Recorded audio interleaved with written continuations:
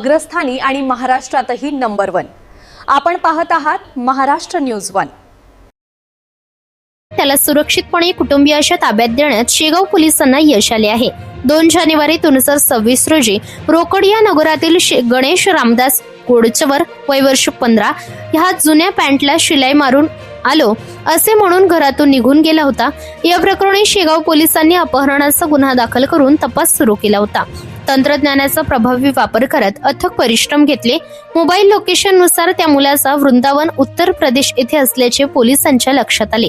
तपासादरम्यान मिळालेल्या माहितीच्या आधारे पोलिसांनी शोध मोहीम अधिक वेगाने राबवत मुलाचा ठिकाणा निश्चित केला। त्याला 23 मार्च रोजी वृंदावन उत्तर प्रदेश येथून सुरक्षितपणे ताब्यात घेण्यात यश आले। सदर कारवाई ठाणेदार निमेश मेहत्रे यांच्या मार्गदर्शनाखाली तपास अंमलदार police head constable Nilesh Gadge, police constable Rana ओइंबे यांनी पार पाडली। मुलाला सुखरूप आईवडिलांच्या स्वाधीन करण्यात आले। गेल्या काही वर्षात 16 अपहरण हरित मुला-मुलींना शेगाव पोलिसांनी आईवडिलांच्या स्वाधीन केले आहे।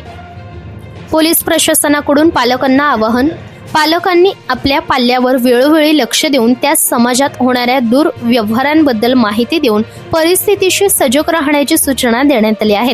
महाराष्ट्र न्यूज 1 साठी संपादक इस्माईल शेख, बुलढाणा। या बातमीचा व्हिडिओ तुम्हाला आवडला असल्यास व्हिडिओला लाईक करा, शेअर करा आणि महाराष्ट्र न्यूज 1 या न्यूज चॅनलला सबस्क्राईब करा। धन्यवाद।